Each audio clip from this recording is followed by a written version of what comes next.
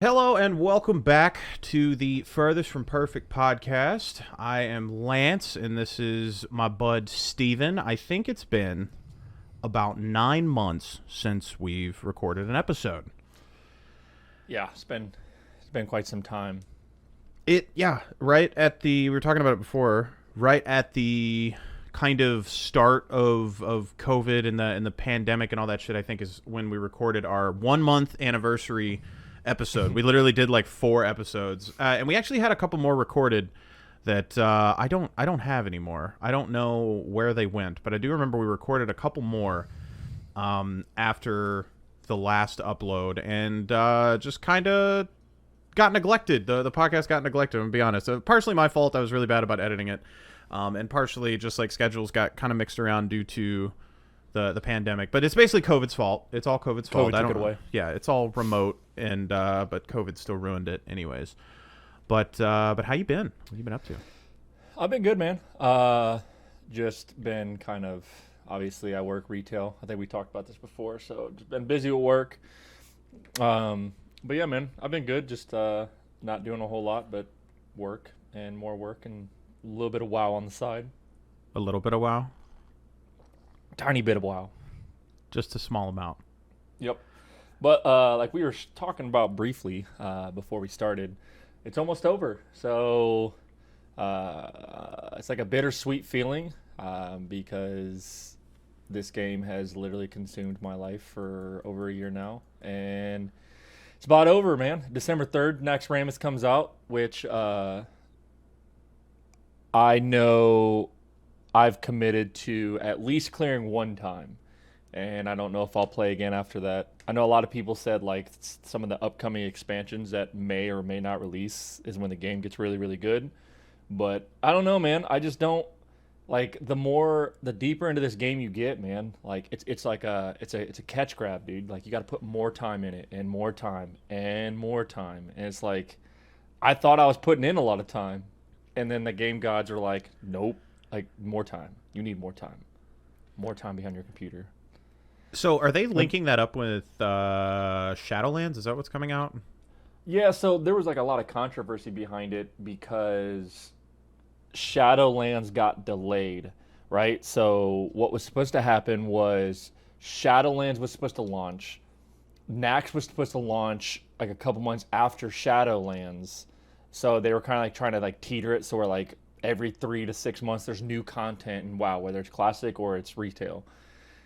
And Shadowlands got pushed back till I believe next month, and then they announced Nax was coming on the 3rd. So like, there's a lot of controversy because people are like, "Why would you launch 2 content grabs around the same time?" Like like Blizzard's literally sitting there saying, "We want to split up our customer base as much as possible," and I don't know if that's a good move because like there's a lot of people, at least in my guild, that still play both.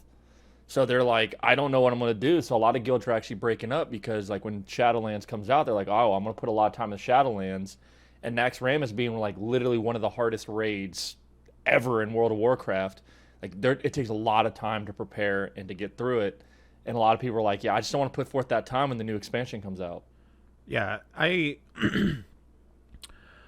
don't understand World of Warcraft. I don't. But I do know that I watch a lot of WoW streamers for some reason. I don't know why the game, like I enjoy watching WoW streamers, but I know nothing about the game. And I've heard multiple people talk about Classic and how it was a big nostalgia trip for people, but it was also a very different experience than what people had initially, because when the raids were first dropping like years and years ago, they were so hard because nobody knew what to do. And Right. so now people are talking about like, it's all on fucking YouTube, or like these people have already run this stuff before. And Like then private servers have been up for years, right? Yeah. So it's like, and that to me, I think is what a lot of it killed it for me was I keep telling myself like, oh, it's gonna get better, it's gonna get better, because I think literally back the last time on the podcast when we talked about WoW briefly, I was like, oh, dude, AQ's coming out, it's gonna be tough, it's gonna kick us in the dick. And it was a joke. Yeah, And I think through like it, the yeah. first time our guild ran through it, I was like, Yeah, this is actually kind of boring. And I think that was like that's when like me, you, and Matthew we started playing a little bit because I was like I'm just bored. Yeah. Like, and WoW Classic, which is becoming notorious, like it's a lot of elitist of like you got to get your world buffs, you got to get all the consumes, right? And how the game was meant to be played at this level was very casually. Like, if you got world buffs, that's awesome, but it's not like mandatory, right? And then Yeah. like consumes helped, but they weren't mandatory. But guilds now, you have to have it or you don't raid. So it's like, Why didn't they change the raids? Like why didn't they make them more difficult when they dropped them this time? Like they had to know that the shit was gonna be like. yeah, so there was, and that's where I was a little irritated, right? Where I was hoping for, like, AQ was the first big skill uh, scaling of WoW Classic Vanilla originally. And it took a while for a lot of people to beat it. There was even, like, the final boss, Cthulhu, is known as, like, one of the hardest bosses ever. And there was like one of the actual developers now. At the time he was just a casual player, but he was like it's mathematically impossible to beat this guy. I was like let that boss come into classic, right? If he's Right. mathematically impossible to beat, that's what we need something that's going to just kick us in the teeth, like literally opening night. So like it was pretty cool to witness the experience of like your first world event where it was when it happened, a bunch of stuff was happening in the world, and you couldn't, the gates of Encourage didn't open up until you had to like turn in all this stuff. And like as a horde or alliance, the gates wouldn't open up until both factions completed their So it's like a quest. community thing. Like a Correct. So community effort. like literally we had horde players, like I was farming to help the alliance just so they could open up the gates that much faster. And like that was so cool, but there were servers that did it literally, kid you not, a week and a half before my server did. So like we got to watch videos of like actually classic being played. So like we knew everything before it happened. And what's frustrating is there was a guild that speed ran AQ the very first night that their gates opened, and dude, they finished it in 36 minutes. And I'm like, bro, what? Yeah, I mean that's just This what is happens. like, Like it's a different era now compared to what it was whenever Classic came out. So that's why I am confused. Like everybody already knows the mechanics. Like you can look them up on YouTube. It's almost expected of you to go into a raid like already knowing what's going on, whether you're a new correct. player or not. It's kind of like if you go to play Counter-Strike now, like you should know how to throw certain smokes. Like people just kind of assume that you know how to do that. Like you can't just go in and be like, "Oh, I don't know that." It's like you'll get yelled at. That's is it fair? No, but that's kind of the way things are now. The games have been out so long, everybody expects you to be knowledgeable. Whether that's fair or not is a different discussion. But like, I was shocked. I knew they were going to release Classic. I was perfectly okay with that. I was shocked watching them like not do anything to the raids. I'm not saying change them entirely, but I'm saying like literally like make them more difficult or maybe swap some of the boss mechanics or something so people have something to learn, because otherwise like I don't know, for experienced WoW players it doesn't seem to be as It's a joke. enjoyable, I guess. Yeah, It's a like joke, right? And then like me, where like it gets to the point now where like I'm just like, dude, I log on like literally for the camaraderie of like helping my guild mates. And yeah, you hang out. like and another thing that kind of burnt me was like when I leveled up my hunter character and I started raiding with them. So I was raiding 4 nights a week, and it's like the same content 4 nights a week, like. Yeah, I don't know how you do it. And even on my warrior character, it's like I'm just another guy. Like my hunter's pretty cool because like I pull for my guild, so like if they start to piss me off, I'll just pull one mob too many, and I just do it on purpose sometimes just to see the world burn because I'm that type of guy. But like with my warrior, it's like, all right, you charge in, you hit 3 buttons. All right, he's dead. All right, move the next one. All right, 3 more buttons. Like, Yeah. it gets boring, right? Yeah. And that's why I was telling like one of my officers, I was like, man, like I for sure want to clear like Nax one time, and I may not play WoW again until like the next expansion when they got these things called arenas, which is more PvP bit. Because I still love the PvP in this game, absolutely love it. The problem is like in classic PvP is like literally ruined by what they call pre-mades. So like people gather up and like they basically like rig the games to where like they're going to be on the same team, so it's like you just get steamrolled and it's just not fun. Or you got Do they not have like a team queue thing where you can queue like duo queue or trio queue or whatever in that? Or like they do, it just doesn't work very well. And so like and like the rankers that are the people that like it's known like to get rank 14, which is the highest PvP rank, you got to put in a stupid amount of time, bro. Like I'm talking 18 hours a day, every single day for like a month straight. Yeah, I wouldn't be surprised. It's what Classic is built around, is like it's a time suck, which I'm not saying that's a bad thing for people. I'm just saying like in general, the thing is a fucking time suck.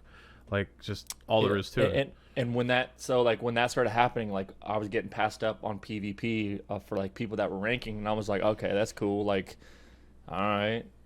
And it just, I don't know, dude. It just burnt me out. It's like a bittersweet moment. But dude, I've been watching other games that are coming out, man, and I just yeah. I'm Oh yeah. so No, there's so much to good shit coming stuff. out. Like, I want to like Assassin's Creed Valhalla looks absolutely amazing, which makes me want to go back and because you know how I am, dude. Like I got to play all the other ones before I get to that one, even though the storylines have nothing to do with each other. So this one, I've played the other ones. I didn't play Origins, and I played just a little bit of Odyssey.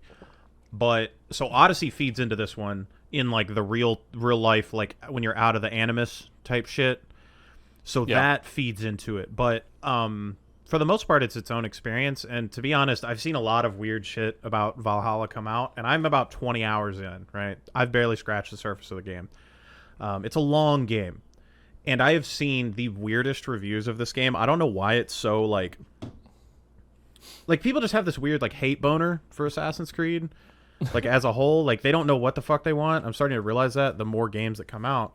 Because a lot of people are like, oh, it's not an Assassin's Creed game. I'd like it if it was an Assassin's Creed game. And it's like, well, how many more do you want them to make? Like, how many more do you want of just, like, the dude in the hood walking around jumping on people with the hidden blade? Like, they did that from Assassin's Creed 1 all the way up to... I think Black Flag was the first one that wasn't just like that, like where you're in the Creed. So you have 1, you have 2, you have Assassin's Creed 3, you have Brotherhood, you have Revelations. Like, how many more of that do you want? Right. Like, and I was even reading some Google reviews. I almost made a whole video on it, just on the Google reviews. I was reading the 1-star reviews. This one lady left it a 1-star review because of the fact that you didn't have the hidden blade. Mm-hmm. Now, the thing is, you get the hidden blade like an hour into the game. Right. Like, they give it to you like an hour in. Yeah, she didn't play that much then. No, they didn't play it. Nobody did. And I even watched some, like, YouTube reviewers, right, just to see, like, what people are saying, right? And there was one YouTube reviewer that I saw. He put about 50-plus hours into the game. This video has a shitload of views, too. And he's dumping on the game, right? That's fair. Like, you don't have to like the game. I'm not saying you have to like the game, but I am saying, like, you have to use your brain whenever you're talking about something. He said that the game was, the combat was a button mash fest, and he beat the game in, like, 55 hours, but he played it on the normal difficulty. So he said the combat was too easy, but he played it on normal. What do you want?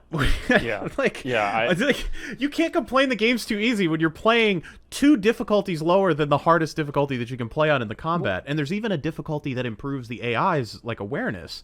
So it's like, you can cater your experience. I'm playing through it. I'm, like, 20 hours in, like I said. And I'm playing it on the hardest shit just because I wanted to see how challenging it was. And I get 2 hit by anything. I get 1 hit by bosses, and I die in 2 hits to just, like, regular spear guys.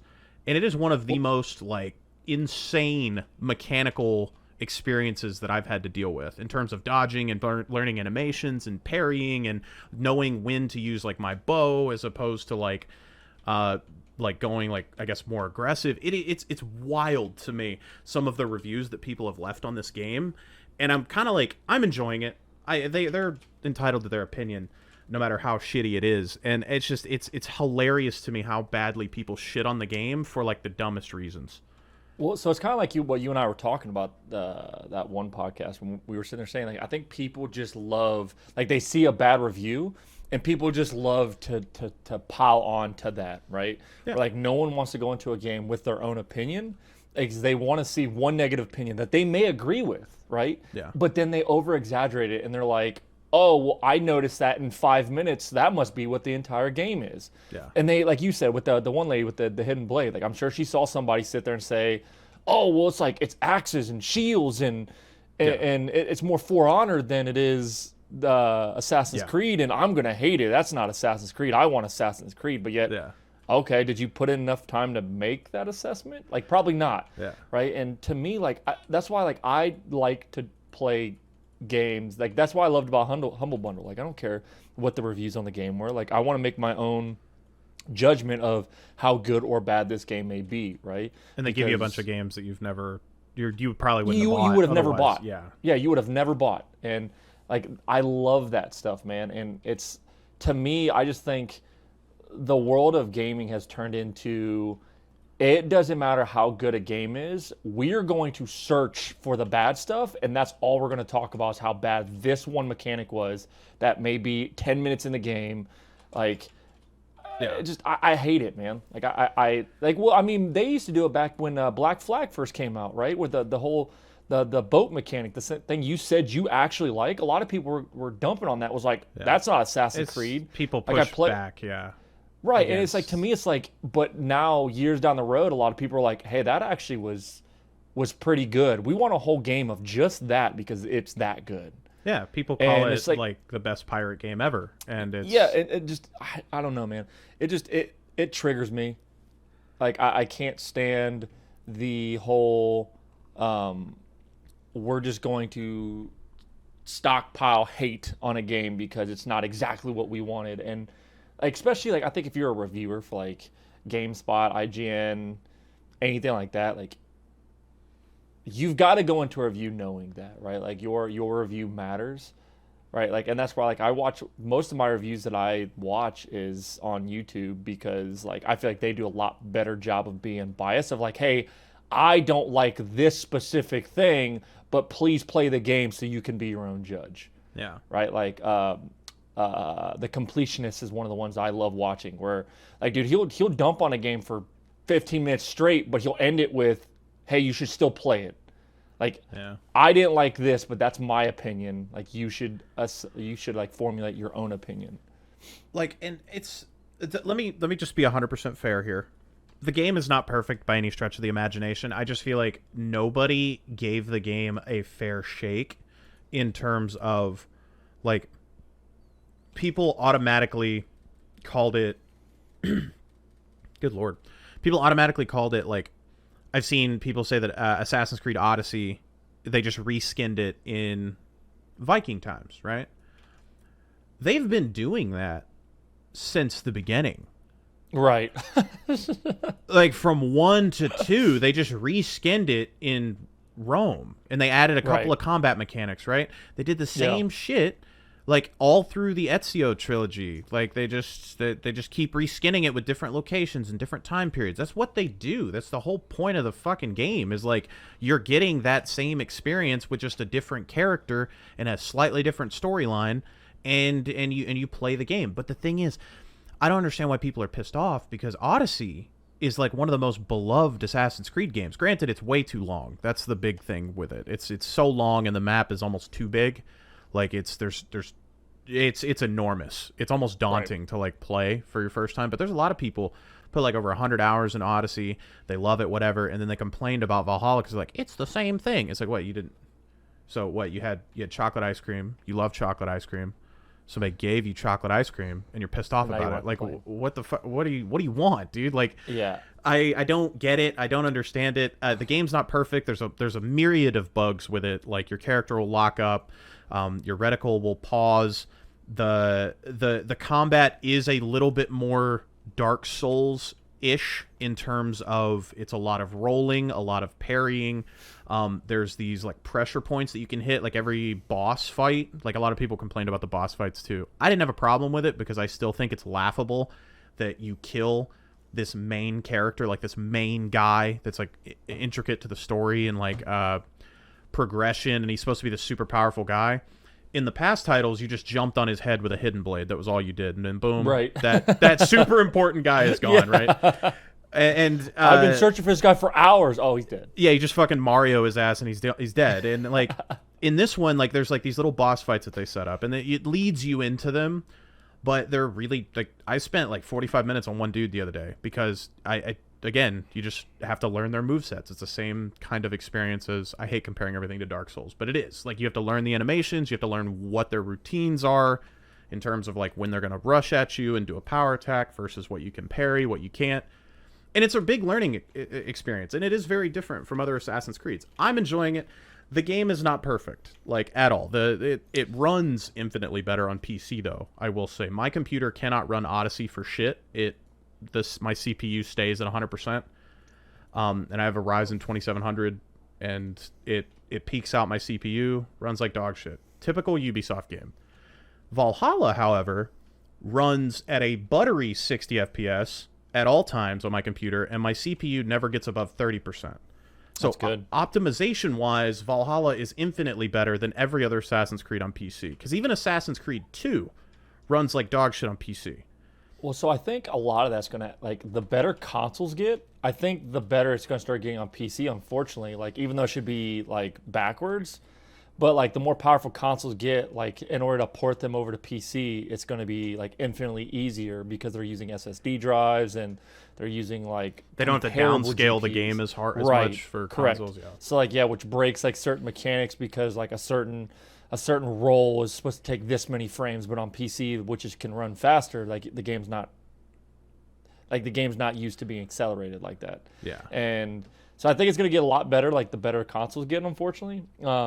But no, I think everybody just wants to have that God of War effect, right? Where, like, God of War went from, like, ancient Greek times and Roman times, or not Roman, but Greek times and stuff like that, to, like, the Nordic mythology and stuff like that. And it was still, like, the original was amazing, and this game was amazing.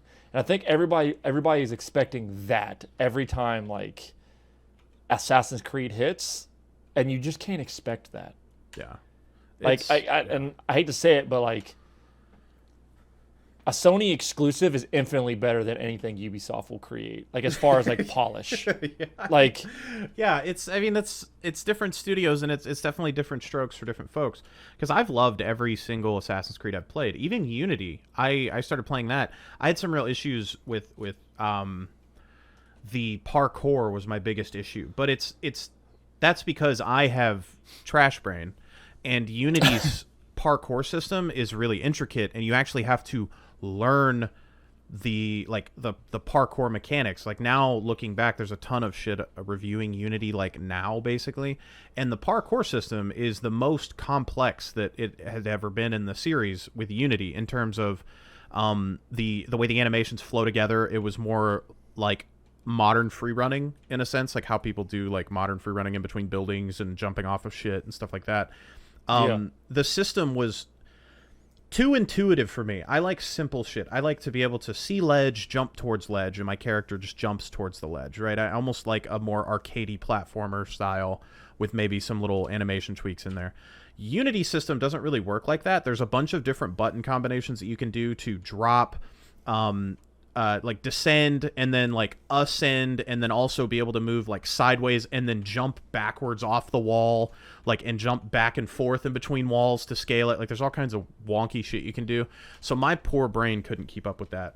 But the game itself was fucking fantastic. I thought it was amazing how they made it. And, yeah, like, it was one of the most hated games ever when it came out because the bugs were so bad. But it's really good now, and nobody wants to give it a chance. It's really shitty. Yeah.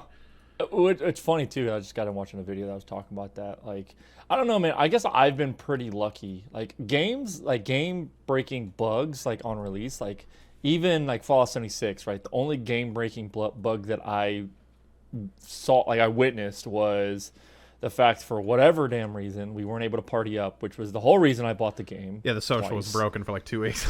Yeah, so, like, but, like, when people falling through the map and all stuff like that, like, I didn't never see that. I'm not saying it wasn't happening, right? But, like, yeah, I don't think, which goes right in line with some of the things people say, right? Where, like, people find something that happens once or twice in a game, and then that once or twice in a game scales to, oh my God, this game is completely broken and nothing's working, and, like, this, that, and the other, when it's like in reality, like, no, like you just got some bad luck. They also assume that it's the game's fault and not their technology's fault or an issue with a program that they're running or their internet or something. Like they automatically are like, the game sucks, man. And it's like, okay, well, are you running it on like Windows Vista or something? Like what are you running it on? You know, but people don't like potato with plugs. Yeah, people don't like to take any kind of responsibility for stuff like that. And say what you want about Fallout 76, it's still got more of its player base than Marvel's Avengers has. And that game was super hyped when it came out. Yeah. And did you see the article that they put out about it? About how much money it lost them and stuff? They've lost 96% of their player base since like day one. Well, a lot of people sat there and said like it just got like there wasn't enough content.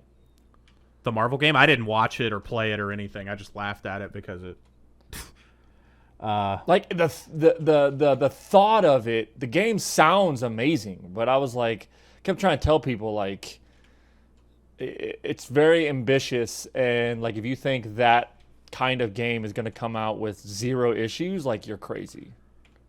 Like, or like, let's call it what it is. Developers' jobs are to hype up a game. Like that's literally what they're there to do. They're supposed to consume you into looking at like articles for it, researching it, right? Like that is their job, right? So when they sit there and say, "Oh, this game's going to be the best game you've ever seen," okay, like that's kind of what they're supposed to say, right? Like, obviously don't go No Man's Sky level of hype, but like that's part of their job is to sit there and say, "Hey, this is something you've never seen before." If they were like, "Oh no, it's kind of like just about," hey, you know that last Marvel game that we made? Yeah, it's kind of like that. I think superhero games are crap if they're not one superhero. I think as soon as you start implementing way too many superheroes and way too many different things, I think the games turn into shit. Unless it's like a fighting game or something like that. Like, that's a little different. But, like, what are the most popular fucking superhero games ever? Like, the Batman Arkham series, which is just fucking Batman and then his villains and his stuff. Or, like, you know, the new Spider-Man. Like, that series is, like, wildly popular. But, like, you don't ever... Like, I don't think I've ever heard anybody say, like, my favorite superhero game ever is the one where they had 8... Like, the... You know, the one with all the Avengers and all the X-Men games. There was one on Xbox 360 too that came out. It was like a top-down thing. Like, I can't even remember what it was called, but I remember playing it. I think it came with my Xbox actually, and it was like another Avengers style game, which is cool in theory, but like I just think there's too much. One, they cost too much money to develop and get the rights to everybody. So right there, it's already kind of a risk. Whereas like if you're only focusing on one, you know, you don't have to pay for the rights to like all these different superheroes and try to get them all together and try to like get their voice actors to come in and like, you know, you don't need all that. You just need one. And I think anytime they try to do too much, that's exactly what it is. It turns into too much. I would have loved to just see a new Hulk game. Like, I think a new Hulk game would be cool. Lego Marvel, greatest game of all time. We don't count Lego games. Lego games are great, and they're their own thing. We do not count Lego games. Greatest of all time. Lego games are too good of video games. Speaking of new shit, are you getting the new consoles, or have you already gotten them, or what? I have not gotten them. I want them. But just who I am as a consumer, I'm going to attempt to wait for like a special edition to come out. Because every time I buy the console on launch, and then like 4 months later, a special edition comes out where I'm like, bro, that one's so much cooler than mine. It's red. Didn't you Same exact console, but it's red. Didn't you have like 2 PS4s because of that, or something? Yeah. And I ended up like, it took me a little bit to sell one, but yeah. Because there's like a bunch of memes about the new ones, and what's funny is one of them. So basically, there was an Xbox meme. I don't know if you've seen this. It's the vaping Xbox meme. Yeah. Okay. So what's funny is that stemmed from somebody originally having an actual issue with their Xbox. Like it. Yeah, where they were talking about it was overheating and stuff. It was overheating, and like there was this little wispy almost looked like steam or something. Like it was you couldn't really see it, but you kind of could, like in the Right. video, coming out of the Xbox. And it was like an issue. Their Xbox was overheating, whatever that happens with new consoles. People have latched onto that and have absolutely just, like, people blowing vape smoke into their Xbox, and it makes the Xbox look like a chimney, like it's this thick smoke.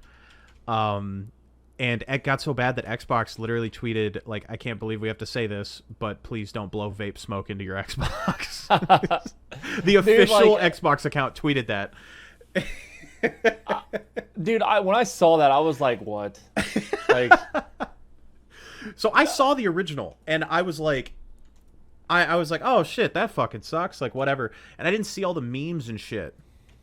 And then I saw the memes, and I was like, oh my god, is this like an actual issue? And then I started looking through like just video after video after video. People were like roasting marshmallows over theirs and like shit like that, and it was like, oh my god. yeah, Oh I my was God. more worried about like less about that because like that was. I expected something like that, right? Because I kept telling everybody that these new consoles, man, they're going to be rough at first because like these things are coming close to PC type power, and what they're sitting there saying of how the games will perform, stuff like that. And I was like, I'm interested to see on how, because like there's PCs that people spend thousands of dollars on that are brought to their knees to play some of these games at the resolutions that they're boasting about, right? So I was like, there's going to be heating issues, there's going to be frame rate issues, like it's bound to happen, right? Until people get it perfected. So like I was worried less about like the Xbox overheating. Like when I first heard about it, I was like, I mean, yeah, obviously, like when you make something that small that's supposed to run at that type of performance, like it's going to happen. I was more disappointed in Sony. Like you heard about their CPU issues, right? I've heard that it's crashing really bad. Like I was even watching some streams where like people are having like to hard reset their PlayStations because it's crashing so bad. Like, but Yeah. I don't know if that's the same thing that you're talking So about. yeah, they were sitting there saying like, I don't know, it's like 40% of like all consoles that were shipped out, Sony shipped out knowing that the CPU may potentially crash, right? Like because there's just CPU issues going on, which like I guess to Sony's like, hey, yeah, like our manufacturer warranty will take care of it. So like, what do you guys complain about? Type stuff. But like still, like There's not enough stock like to go around right now anyway. People are waiting. Not like, only that, but like the simple fact of this isn't like a random like first party game. This is legitimately like your next 10 years, right? Yeah. Like, and you guys released it with the whoops. Yeah, we were kind of aware, but we didn't know.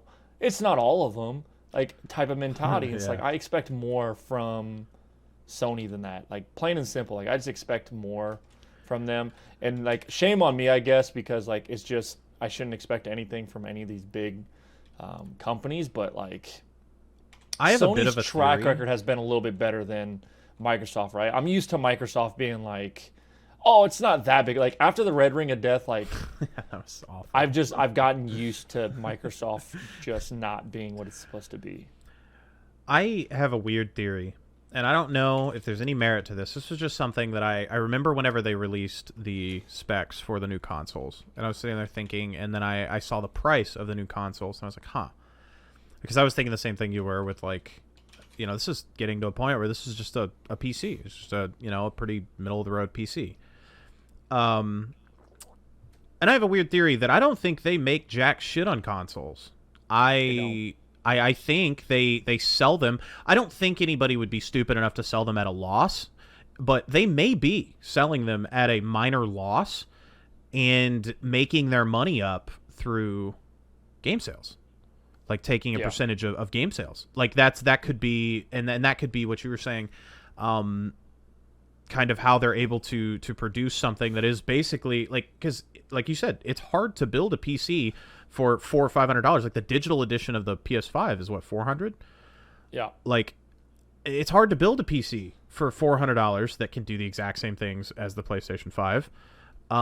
So I wonder, I don't think they would sell it at a loss, but they may be selling it and breaking even. I don't know. or they No, could I be think selling it at a loss and then making I think it they're up absolutely GameStop. selling at a loss. I think that's why digital consoles are becoming so much more popular because they sell it at a loss, right? And to me, digital content is the smartest dumb idea I've ever heard in my life, right? Where like you gotta look at any of these developers, right? They don't want you buying disc copies.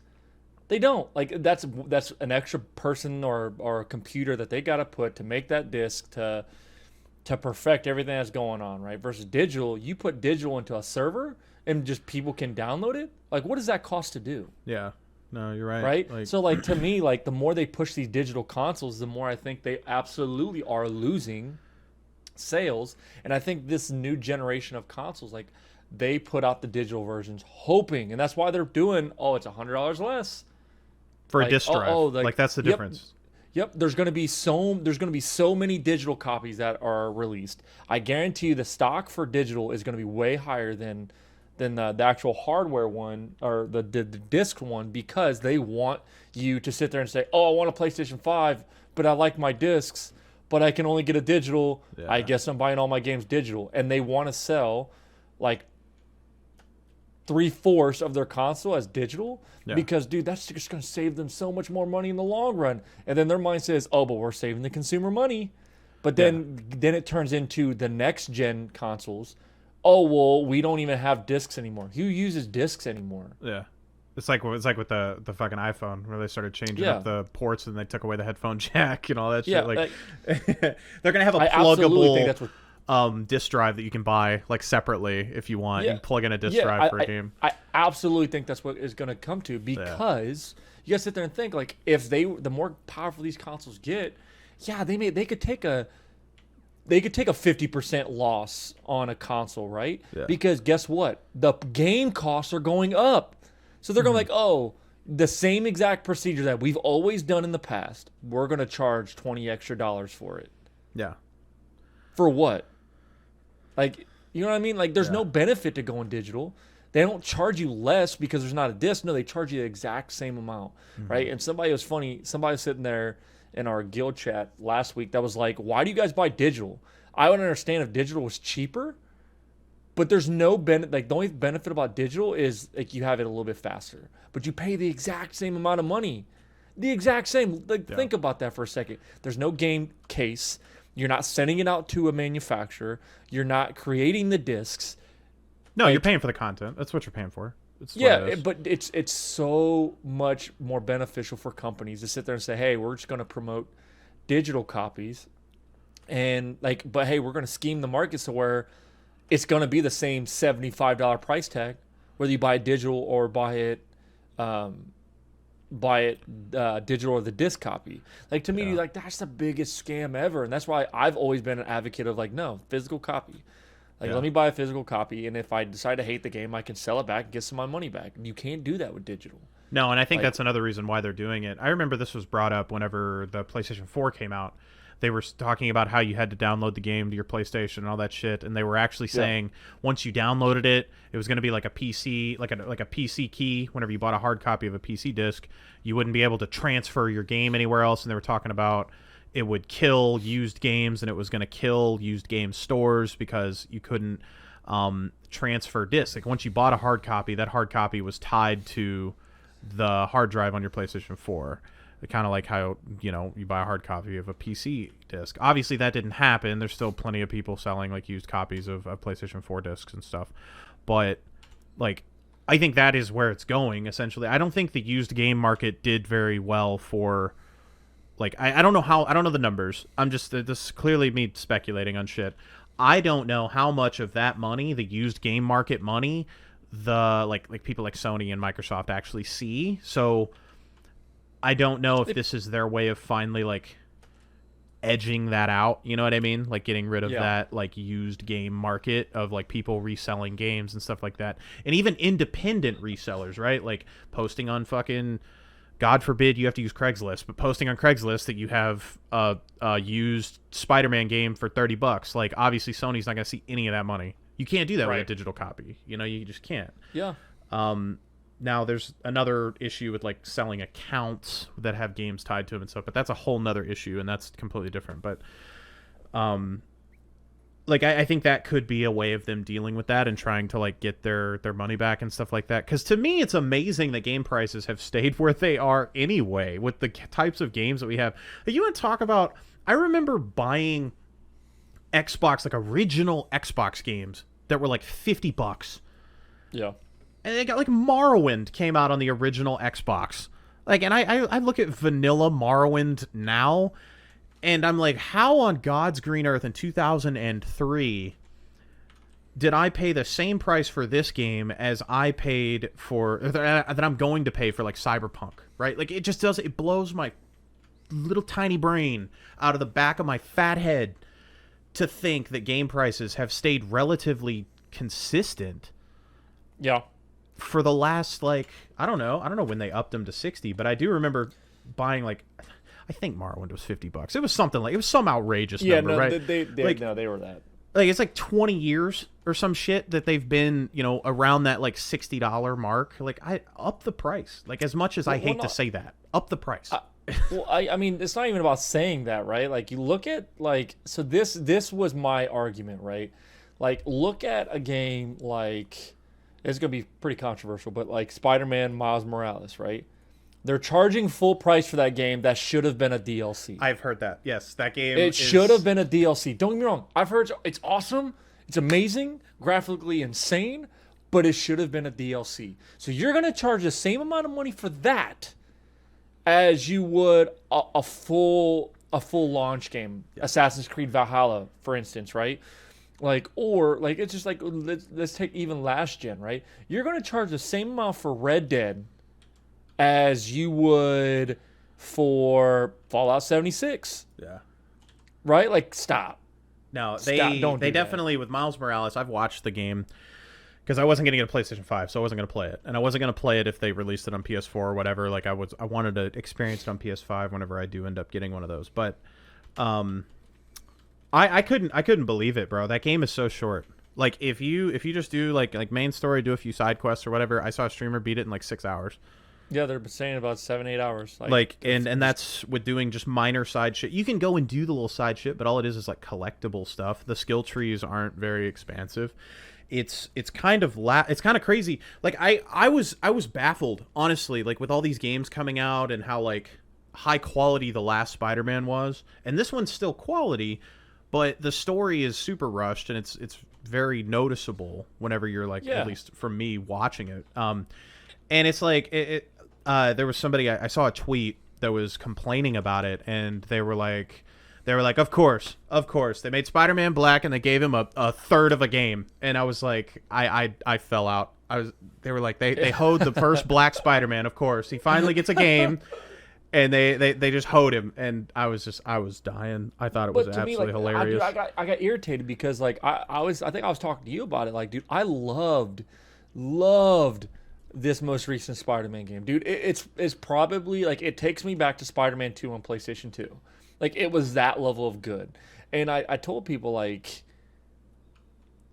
this Miles Morales game can be so, it could give that same type of feeling, but the problem was, like, one, I thought they rushed it. I don't think that there was enough time in between Spider-Man to Spider-Man Morales.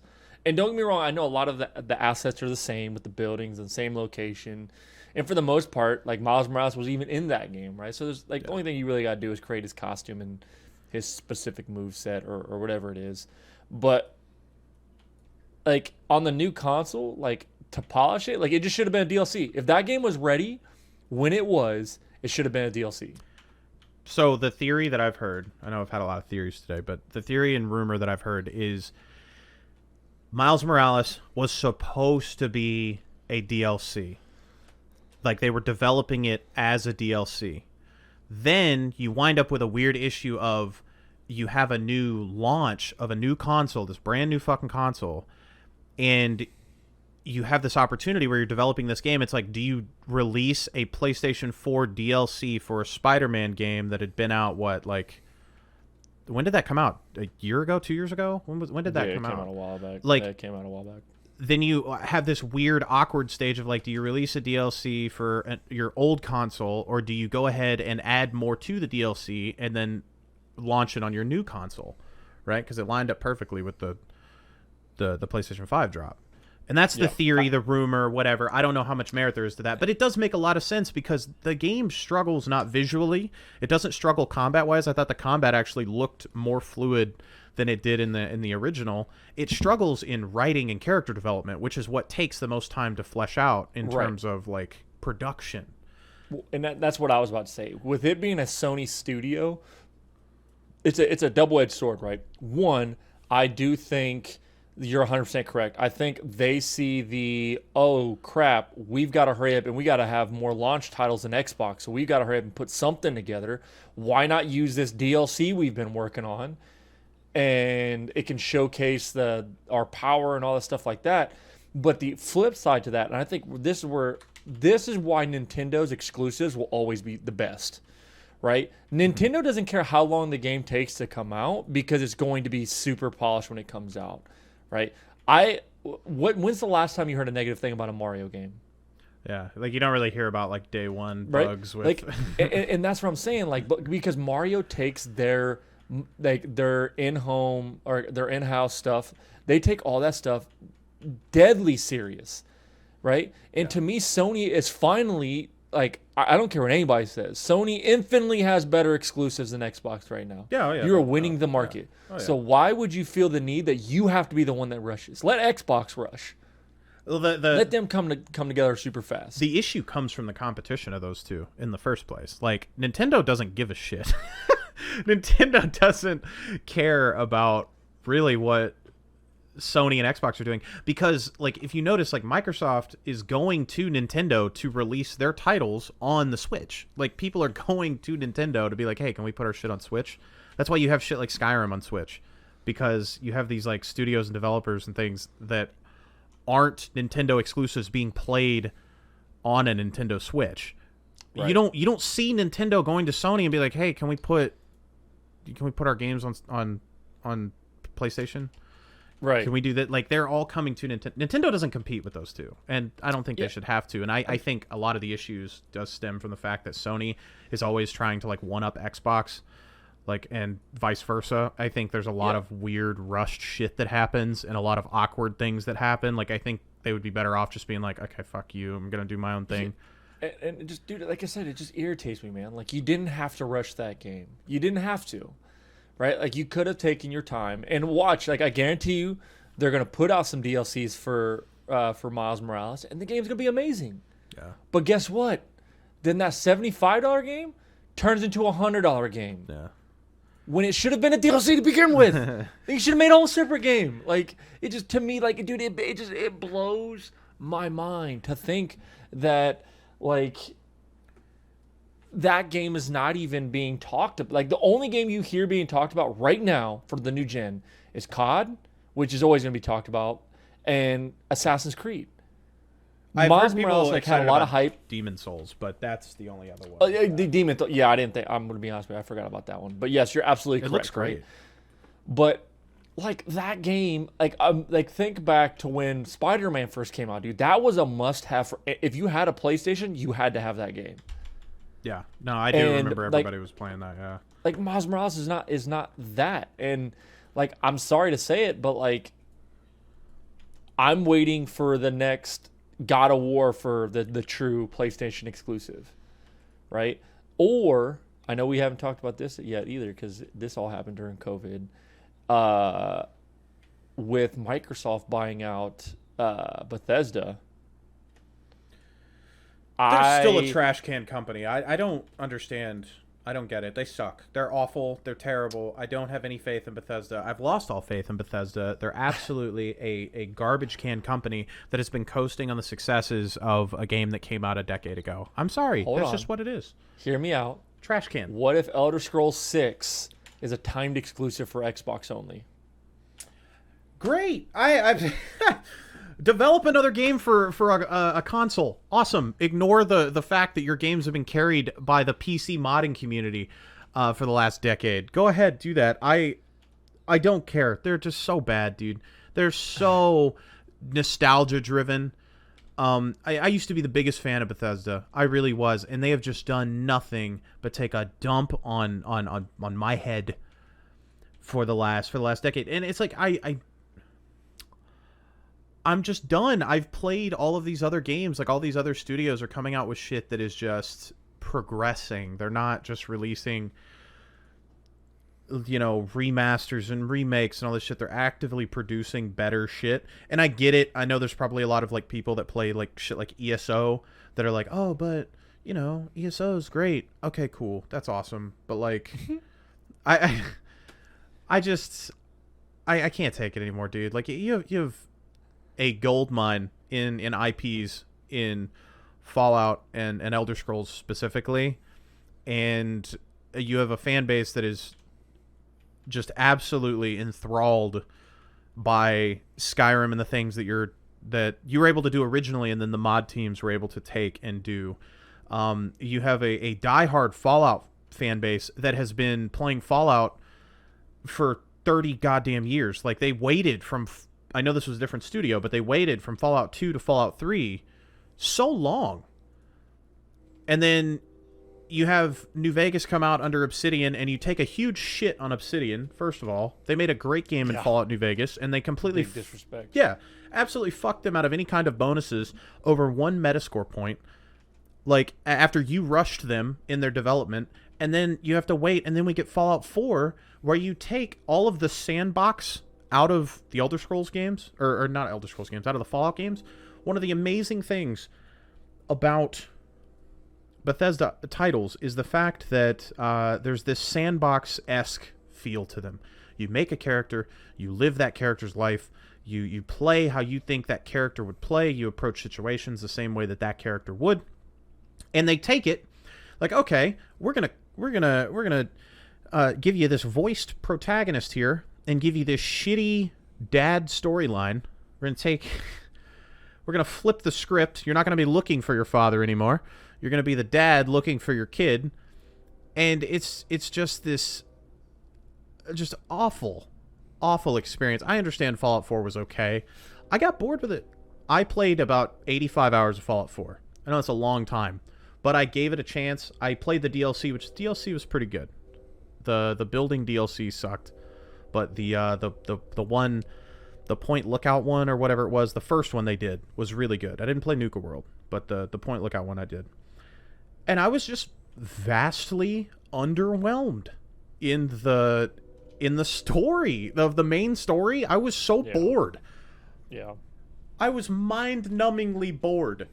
And it's like, you can see the ending of it coming a mile away. Like, they do this big twist ending, like, to the story, whatever. And it's like, you just see it hours before it fucking happens, so you don't even get the big, like, aha, wow, oh my god, that's crazy. It's not like they tried really hard to make a BioShock ending to that, where, like, at the ending of BioShock, dude, I was like, holy shit, that just slapped me in the nuts. And it just didn't happen for me with Fallout 4. And I'm sorry if there's any Fallout 4 fans. I found the game really, really boring. I thought it was a Far Cry game. I really did. The guns are the same, the movement's the same. You run around and you deal with settlements. Like, I found it to be a watered down Far Cry. I'm sorry. I just didn't enjoy it. What you're saying is you're going to play Elder Scrolls 6. That's what I got out of that. We'll see how Cyberpunk is. If Cyberpunk's good enough, I won't need an Elder Scrolls Dude, 6. Cyberpunk is either going to be... the one hopeful I have for Cyberpunk is the fact they keep delaying it. I know a lot of people keep getting butthurt. I was like, no, I'm all for that. Like, because the thing is, like, I've been let down so many times because of Bethesda of, like, they don't delay it, and the expectations would be 10 times better if they just delayed it for an extra couple months, right? Are you going to be upset? Absolutely. But at the end of the day, you're going to be like, man, that was worth it. This game is so good, that was worth it. So I think the combat's going to be very mediocre. And the reason why is because first-person combat is not very good in any game. If you really think about it. You think about a shooter, what do? You move around and you shoot stuff. Unless you're Doom, where, like, you're in a room full of enemies and you're, like, dashing around and doing all that shit. Right. Doom has first-person combat down, but that's because it's a fast-paced arcade shooter, right? That's first-person combat. Third-person combat has a little bit more leeway in terms of things because you're not in the character and you can see around you, so they can do more things like mechanically. If your camera's pulled away from you, right, and you're seeing a full like everything around your character, you can see people coming from the side, so they can be a little bit more, in my opinion, you can be a little bit more free with your options combat. No, you're definitely right. Yep. First person combat though, if you're in melee, what do? You block and then you left click and swing. Like that's what you do in the melee or the punching. And then the guns, I mean, it's gonna play like a shooter, hopefully. Like it'll feel good. So the combat's gonna be lackluster. I'm really, really excited for the world and the characters. I was about to say, the world is what people are gonna fall in love with. Yeah. Like, I think if your world is, if you can fall in love and lose yourself in a world of any game, you can have some of those minor things, minor faults. Like, right, like they're sitting there talking about, I don't know if you and I have talked much about it, but that Ashes of Creation game, is that game, like before it's even like really come out, people are falling in love with the world just from like the concept of what could be. Not what is, but what could be, right? So when people sit there saying like, hey, like you've got the lore down, you've got the world building down, like now let's just hope the combat is even halfway decent, and you've got to darn near perfect game. Yeah, like, and that's where, because Asmongold was sitting there talking about it. He was like, so much of this game is going to rely on the combat just because everything else is guaranteed is going to be amazing. Right, like even on the alpha, the only negative people have been saying has been the combat, which I'm like, yeah, but like if the world is as good as they are projecting it to be, like people will deal with a clunky like combat. Yeah, you can overlook things. I mean, that's just what it is. Yeah, right. And like to me, I think you point out a good point there of, like, the combat's going to be bad, but, like, that people haven't, the whole time for Cyberpunk, people haven't been sitting there saying, oh, like, I can't wait to jump around that world shooting stuff. No, they're like, hey, no, I can't wait to, like, make my character and to live in this cybernetic, like, world. You know what I mean? And there's 3 different, like, storylines you can take, like, as far as your profession, like, what style of, like character you pick. Like, apparently there's, like, 3 different, like, directions you can take it, so there's like replayability there. I don't know. I think the game's gonna be good.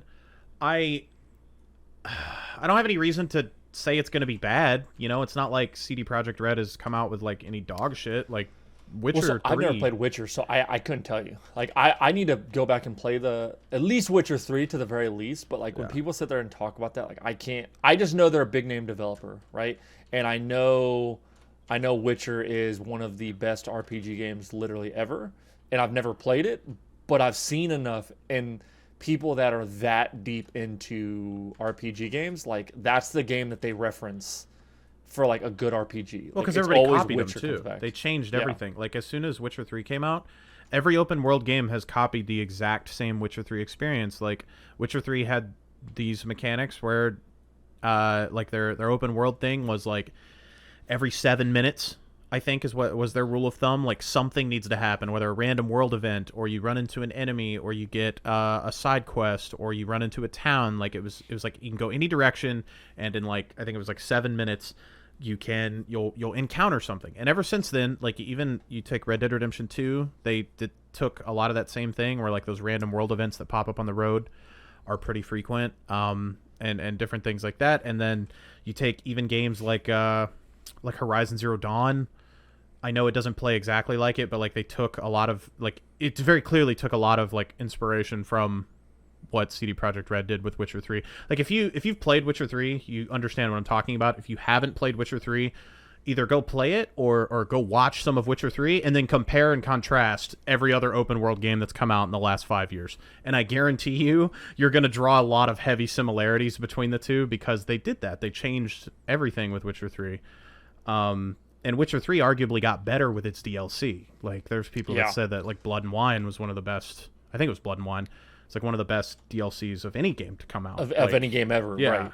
And that's where, like, I don't know why. Like, I don't have a good excuse to why I never played them. Because, like, that game's right up my alley, right? Like, it's very Skyrim and Fallout. To be honest with you, it's a better Fallout 4. When you have a main protagonist, right? Like, don't get me wrong. Like, you don't name, what's his name, Geralt. Geralt or whatever. Yeah, so they don't actually have a named protagonist in Fallout 4, but like in theory, like it's a lot. They have a lot of the same similarities, but like Witcher 3 just does it so much better, man. Well, they did it better so because much better. From the first Witcher game, you're Geralt. They don't give you something. It's not like they started like Witcher 1 and you make your own Witcher and like you're this customizable character, and then in Witcher 2 they take that away from you and force you into Geralt, which is exactly what Fallout did. They give you these sandboxy, like you're making a character. For God's sakes, in Fallout 3, like you start as your character from a baby, like from the very beginning, and then they release you into the world and you do what you want. That's what's great about it. And then you take something like Witcher, whereas from the very beginning you've been living Geralt's story. And I think games that do that properly are really well done. But whenever you give a player freedom and then you take that away like 2 or 3 games into the series, it doesn't go well. Just doesn't bode well for the game. Right. Because the types of people that play your game are expecting freedom, and they like the freedom of choice and the freedom to do what they want and role play and do whatever it is that they fucking like to do. I don't know. Play with the controller in their ass, whatever it is. But they need that freedom. Don't pigeonhole them into a character that you've set up for them. It just doesn't work well. Right. I need to I do need to go back and play that game, man.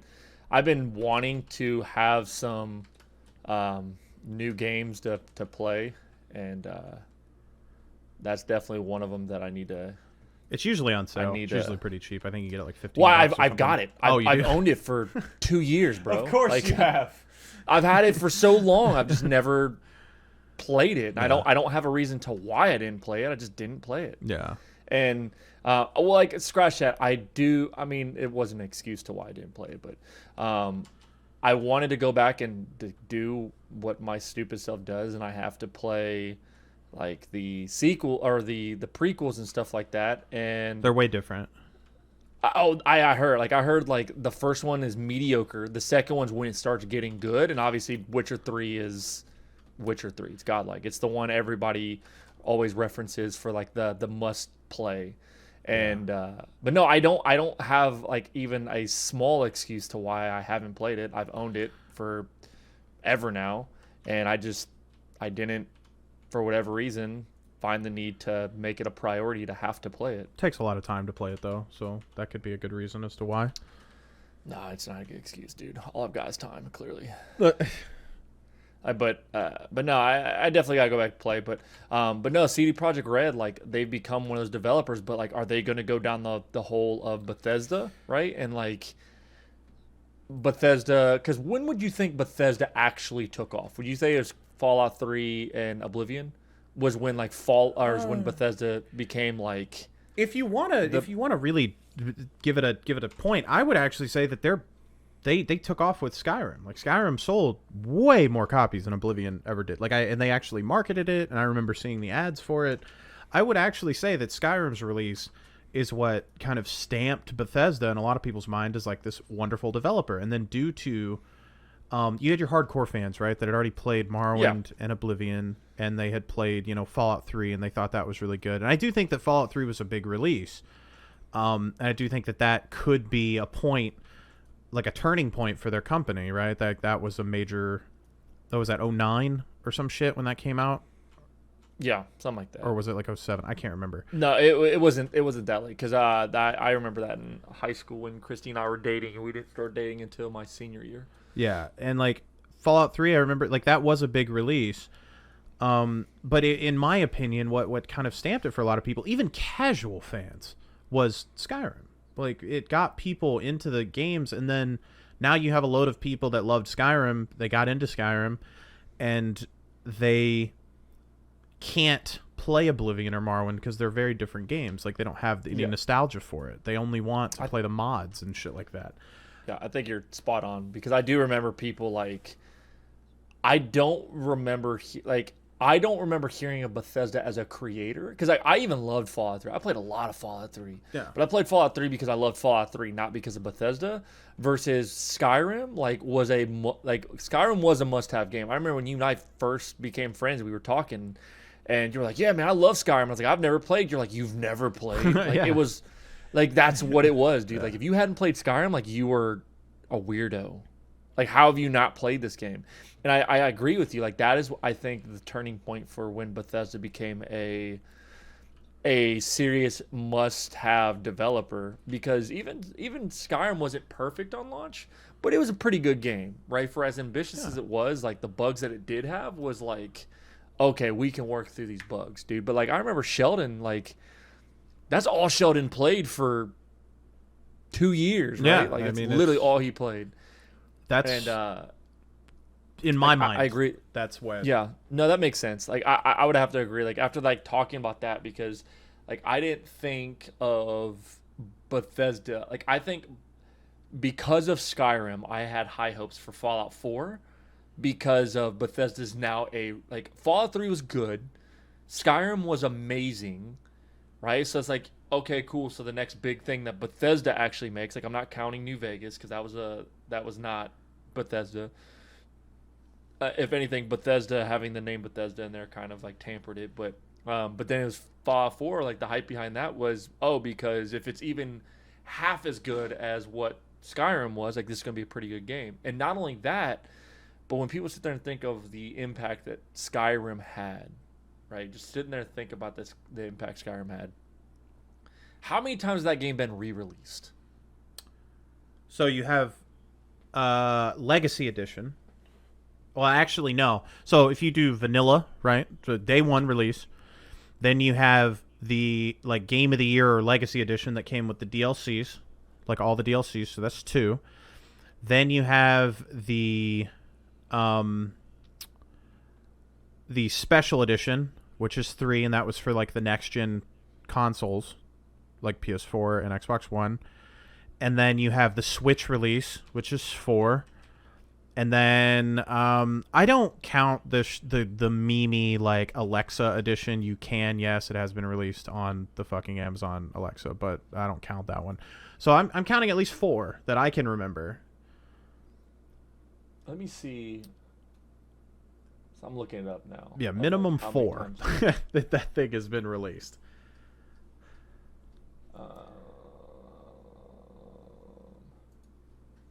Let me see.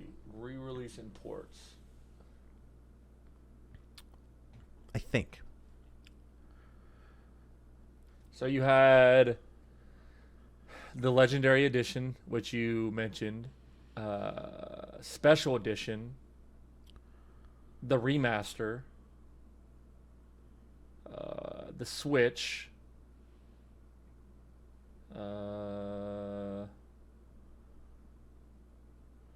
so yeah. Well, I mean, you could technically say the VR, like they had to re-release. Yeah, release they it for did. They VR. did release it for the So VR. that's 5.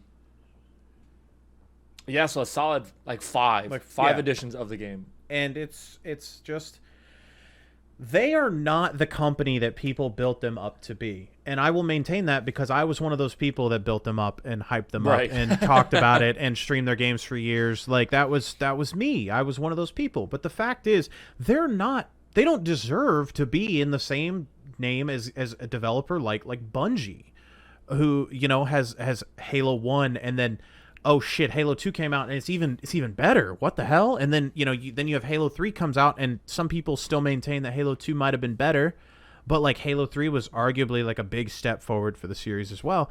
And it's like they don't deserve to be in that class of developer in all honesty. They just don't. They released one game that put them like on the I don't want to say on the map because they were there, they existed, but for God's sakes, they were like nearly bankrupt, or they did go bankrupt. It was something like that. Like they were in real trouble of completely going under at one point, right. And they don't deserve to be in the realm of like fucking like id or like ID Software, the people that do Doom and shit like that. Like you just, they don't deserve to be there. In my opinion, they don't touch Obsidian, in my opinion. I think Obsidian has made multiple games that I've had way more fun with. I think Bethesda gets carried by independent modders. That's what I think. I think the mod teams for Bethesda, that's where they did right was mod tools, releasing their mod tools, saying, hey, here's our creation kit, go out and make some great shit. And there has been some amazing things that came out of it. I'm pretty sure the guy that did the Fall Scar mod for Skyrim actually ended up working at Bungie because of that mod. Like that was his like resume or whatever. He like turned that in as like what he could do. And yeah, no, I would have to agree. I don't think they deserve to be there. People built them up to a point of like can do no wrong, like makes the best games ever. And I understand like Skyrim was a great experience. I'm not arguing that, but like what the fuck have they done?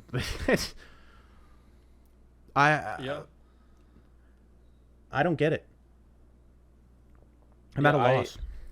I don't know. Because I remember you were one of the first people, like, even when Fallout 4 first came out and people still had a lot of hype on it, the day one of you playing it, you were like, no, this game's trash. And I was like, what? Like, what? Why is it trash? You're like, because it's literally the same shit as Skyrim. It's literally, they remodeled everything, but it's the same exact game. I did not like that it. Sat with me for a while, and I was like, like started playing. I was like, and then because I remember I didn't like go hard into Skyrim until after I had played Fallout 4. So I was like, yeah, no, you're spot on with that, spot on, right? In the sense of, like, yeah. And I'm not picky. Yeah. I am not a picky person whenever it comes to games. That's why I don't give reviews on games, because I would constantly be like the 9.5 IGN guy. Like that's the types of reviews that I would give, because for the most part I try really hard to find the enjoyment in games. And like I said, I still played a lot of Fallout 4, but this is over the course of years. Like I'd go back and play it for like 5 hours. You know, I'd go back and try it for 5-8 hours, whatever a stream would be. And I try it with some mods this time, and it's a little bit more. But it was just so watered down in terms of what I enjoyed about Fallout or Fallout New Vegas, like choices and speech and dialogue options. Like the things that make an RPG great is literally the things that I think Bethesda falls the shortest on. And it's one reason why I really respect a company like Obsidian, who makes very in-depth. When they make an RPG, they make your dialogue options and your characters and things like that, they're very well done. They're very fleshed out. They might not be as flashy combat-wise in terms of like, and I say flashy, but all Skyrim was run and swing, like back up, swing. And it was like, but like Obsidian's combat isn't necessarily like the greatest thing in the world, but it's an RPG. It's, it's right. It's a different experience. They're not trying to make a melee game. They're not trying to make a first-person shooter. Where like that is the core gameplay. The core mechanics of a role-playing game is the role-playing and the experience, and it just, you don't get that in any of their games. I don't know. It's just weird. Kind of what you were saying though about like the modder community, man. Like even if Bethesda was like, hey, like we're gonna send some of these testers out to the modder community, right? And like send us back what you guys got, and if we throw it into the game, like we give you some type of royalty or something like that. You know what I mean? It may take the game like a month longer, but like those people that dive into that the modding of a Bethesda game, like they find that stuff and put it out quick. Like I think you and I were talking about like how crazy it was that there was mods for Fallout 4 like a week after the game had come out. Yeah, right. It's not difficult to. It's not difficult for them to find what's wrong and to literally go into the coding or dive into the coding and throw it back like fairly quickly, or go to Nexus Mods. It wouldn't take Bethesda that long to have one guy go into freaking Nexus Mods and be like, hey, these are a couple of the top modders. Let's send the game to them early and see what they can do with it. And if dude, a company like Bethesda, dude, like throw the guys like $25,000. Fix this. $25,000. And those modders, most modders would do it for free. It's like, hey, this is so good, they'll do it for free. That's how Valve built what Valve is Valve wasn't producing quality games. They were taking teams of modders that already had a product in place that they liked, and then they would buy the mod team and tell them, like, kind of like let them kind of take it in a little different direction or add more to it, and then you wound up with some of the great Valve games that came out. Like that was literally how Valve, like a lot of their like old games got started. Like I think it was like Portal started not as Portal. Like it was something completely different, like a different concept, and they bought a mod team that already had this like different game in place, and then it turned into Portal. Like that was literally what it was. Like a lot of people really write off like independent modders or mod teams or things like that, and like I don't want to say they, like, because a lot of people think of mods and they think of like, you know, big titty anime girl, like sex mods, like, oh cool, like I get to, you know, I can butt fuck a horse with this mod. This is cool. You know, it's like that's not horse armor, greatest armor of all time. But it's like these mod teams. I mean, they're developers. Like they code, Yeah. they animate. They're developers, or they're wanting a job in the industry, or some of them already have development jobs. Maybe it's not in like a big AAA studio or something, but maybe they're already an indie developer or something, and they're working on mods on the side. Like there's a lot of these people are developers, and they're very good at what they fucking do. Yeah. And it's baffling to me that people, one, write them off, and two, that like it's just not, they're not as respected, I feel like, in a lot of communities, or like from developers. Yeah, in they're a a meme sense. now. Yeah, They're a meme. Like when a Bethesda puts out a game, you know, it's a joke at this they point. patch their games Like- for them. Yep. Day one, like there's always like a massive update. And then when you jump in, you're like, okay, cool. Like update, that was a 60 gig update. Must have been a big one. Crash. What? Go get the fucking unofficial patch. It's like what you do, Yeah. just run straight over there. Dude, but it's comical at this point, right? Like there's so many of those games that like you go to on Steam and it says you have to go download this for the game to run effectively. What? Yeah. What do you mean? It's game's been out for 10 years. What do you mean I need to download something else? Yeah. Right? Like it just doesn't make sense to me. But like at the same time, like you said, it's like they're a joke at this point, and a lot of developers look at them, and that's why when a lot of people were going crazy when Microsoft bought them, I said I'm not surprised. Like I hope if Microsoft was smart, if they were smart, like when Bethesda makes a game, it runs through Microsoft. Right, and if Microsoft's ever going to start being taken seriously themselves as like a company for their exclusives, like they would have testers of, hey, test this game, okay, Bethesda, send it back. Like, don't fall into that EA category of we're gonna rush you and we're gonna throw this game out and it's not complete. Yeah. Right? Like if Microsoft wants to be smart, right? That's why a lot of third-party companies don't like going to Nintendo first, because Nintendo's like, no, this is trash. We're gonna send it back. Come up together, because like you're not putting this on our console. And Microsoft and Sony both, they don't do that very often, right? And I think last gen, Sony did a lot better with it. And Microsoft's going to have to give it the program, because I just the hope they benefit put it on that they Game Pass. That's all I care about.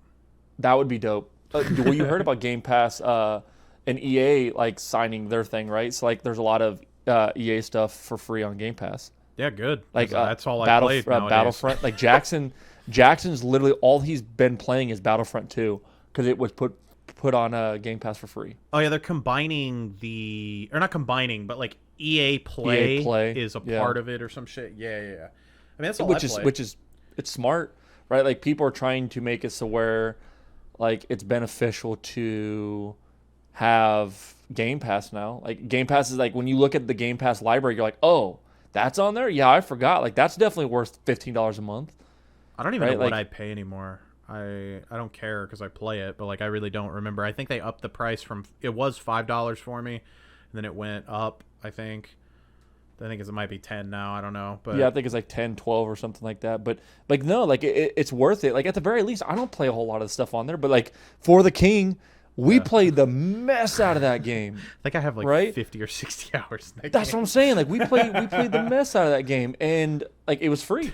And like Jackson, if anything, like having a son, because since like his username's on my Xbox, like he can download the stuff too, and he can still play everything and all that kind of stuff. And like I get the value from that alone. So like, I agree with you. Like, could you imagine like if they started like putting like new released Bethesda games on there? Then cool. If I'm getting the game for free, Yeah. right, I'm not going to complain as much. Yeah. Right? I hope they do. Put that shit on Game Pass. Me and Matt were playing Deep Rock Galactic the other day because that just got put on Game Pass, and it was a game I had on my wish list on Steam for like 3 months, and it literally just randomly got put on there. Saved me $30, so we were playing that yesterday. You should play that with us, actually. Yeah, just let me know when. It's you're these dwarves, and you go around, you mine shit and shoot stuff, and it's fucking fun. But yeah, that shit got put on Game Pass. It's like all I play now is subscription services on anything. That's how I got AC Valhalla, the Super Gold Dick Edition or whatever it is. The $100 and something edition is on their Ubisoft service. So I signed up. It's $15, and I've been like playing the game with that. And it's like, at the end of the day, like it's almost worth it now, right? Like even if you get the subscription service for all of them, you get Game Pass, you get, because Origins doesn't have a free game one, do they? it was Origin Premiere, which is how I played Star Wars Jedi Fallen Order. It was Origin Premiere, and it was $15. And then I think that is what became EA Play. They like rebranded it to EA Play, and then now you have that EA makes Play, sense. I think. Yeah, so if you have, well, if EA Play is combined with Game Pass, right? Like, all right, cool, that's awesome. But then the Ubisoft one, like those 2 to 3 subscription game services by itself, like, let's be honest, like, what other games are you really going to need at that point? Or scratch that, cool. Even jump one step further, PlayStation Now, which isn't, like, they need to definitely work on that one, because I remember you and I trying to play freaking God of War. But like, the game, the library on there was amazing. Yeah. Like, fix their servers, like, right? But, like, cool, you get those 4 subscriptions. Yeah, you're paying... You're going to pay $50 a month, but you're going to... Yeah. But think of all the games you got. Like, you don't need to buy any... Like, you may need to buy 2 or 3 games a year at that point, because it's like, oh, this game's not on any of them. Gotta have it, though. Yeah. Right? But, like, most of the big-name titles that people are coming out with are on those. Or, cool, if you're a PC gamer, then, yeah, wait for the winter sale, right? Like, I have those subscriptions, but wait for the winter sale for that AAA game that's not on any of them. But, like, Game Pass is doing an awesome job with most of their AAA titles are on Game Pass anyways.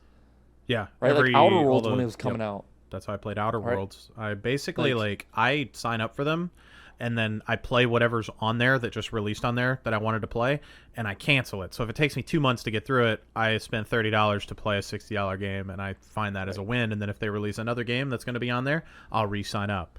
That's basically how it is. And also, another reason why I do that is because these companies like to run those shitty deals where it's like, sign up for subscription now, and it's $3. And it's like, if I had kept my subscription recurring, then I wouldn't get that $3 deal, and then I'll just sign up for the $3 and play like whatever else comes out, you know? Like, I always cancel mine. I'm kind of I don't know if that's how you're supposed to do that, but I'm not, I'm a little shitty, I guess, whenever it comes to that, but I don't know. Right. I don't want to pay for it all the time, dude. I don't need it all the time. Yeah. No, you're not. You're definitely not wrong. Damn, dude. We've gone for an hour and a half already, bro. Oh, yeah, you got to go get the little one, right? Yeah. Well, all right. We'll go ahead and wrap this up. Nice little return episode. I do hope you guys enjoyed listening, or if you're watching on YouTube, thank you. We did hit 100 subs while we were gone. Wow. We wound up with 100 subs, so we got the little custom URL thing. If you guys are interested in the video feed, it's youtube.com/ I think it's Furthest From Perfect, or Furthest From Perfect Podcast. I don't know if the podcast is on the end, whatever that is. But that's the link. Basically, we've got our own now, which is cool. So thank you guys for all the support. New episodes will be coming out weekly now. The COVID stuff just really fucked us up. Definitely. That's exactly what it was. But we're back now. So appreciate you listening along, watching along, whatever it is. Make sure you follow us on Twitter. And maybe stop by the streams, because we both stream. But if not, then we'll see you guys next week, all right? Take care, guys.